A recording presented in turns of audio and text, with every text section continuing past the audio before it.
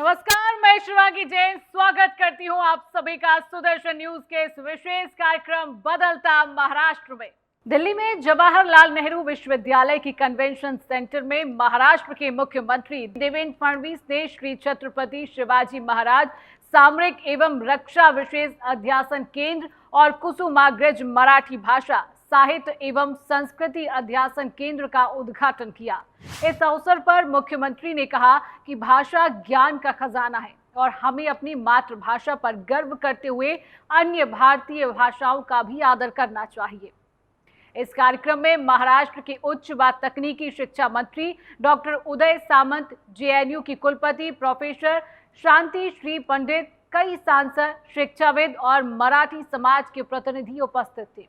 इस अवसर पर बोलते हुए मुख्यमंत्री ने कहा कि भाषा केवल संवाद का माध्यम नहीं बल्कि एक समृद्ध संस्कृति और विचार परंपरा का वाहक होती है। उन्होंने कहा कि हमें अपनी मातृभाषा मराठी पर गर्व करना चाहिए, लेकिन अन्य भाषाओं का भी सम्मान करना जरूरी है। और साथ ही उन्होंने कहा कि शिवराय की दूरदर्शिता ने मराठों को संपूर्ण भारत में विजय प्राप्त करने हेतु प्रेरित किया है और उनकी युद्ध नीति आज भी विश्व स्तर पर सम्मान पाती है। छत्रपति शिवाजी महाराज जिन्होंने इस देश में स्वराज्य की शुरुआत की, उनके नाम से ऐसा अध्यासन केंद्र शुरू होना ये अपने आप में बहुत बड़ी बात है।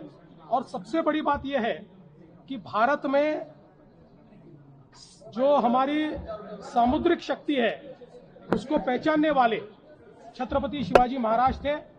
उन्होंने हमारे समुद्र पर किले बनाए और एक प्रकार से ऐसी तटबंदी खड़ी की कि दुश्मन अंदर न आ पाए।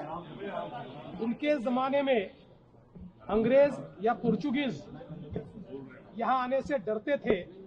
बाद में इसी मार्ग से उन्होंने हमारे ऊपर एक प्रकार से आधिपत्य किया।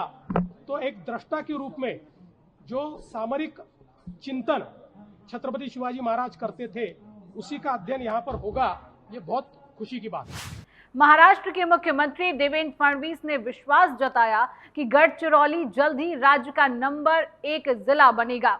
उन्होंने कहा कि यह नक्सल प्रभावित इलाका अब स्टील हब ऑफ इंडिया बनने की ओर तेजी से बढ़ रहा है।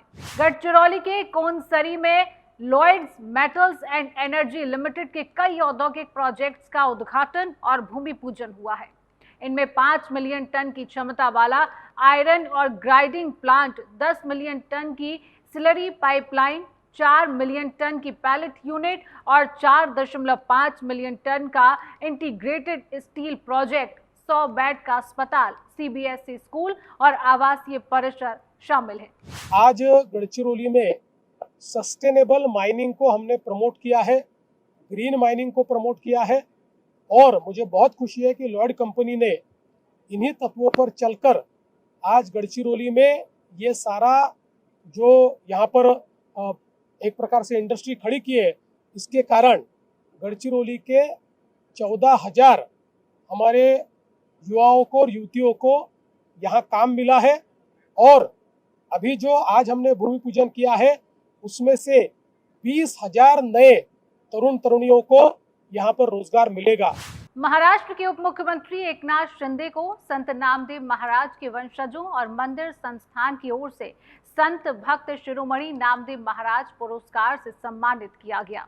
शिंदे ने संत नामदेव को चलता फिरता विश्वविद्यालय बताते हुए कहा कि उन्होंने भागवत धर्म और वारी परंपरा को पूरे भारत में फैलाया। उन्होंने कहा कि सरकार वारी से जुड़े श्रद्धालुओं को बेहतर सुविधाएं देने के लिए प्रतिबद्ध है, जिसमें स्वास्थ्य जांच, शुद्ध जल, आवास और स्वच्छता की व्यवस्था शामिल है। उप मुख्यमंत्री ने बताया कि तीर्थ क्षेत्रों के विकास के लिए अनुदान 2 करोड़ से बढ़ाकर 5 करोड़ अब किया गया है और वारकरी समाज के लिए स्वतंत्र महामंडल की स्थापना भी की जा रही है। महाराष्ट्रातले प्रत्येक ब तीर्थक्षेत्र असणाऱ्या मंदिराचा निधी आपल्या सरकारने 2 कोटीवरून 5 कोटी केला।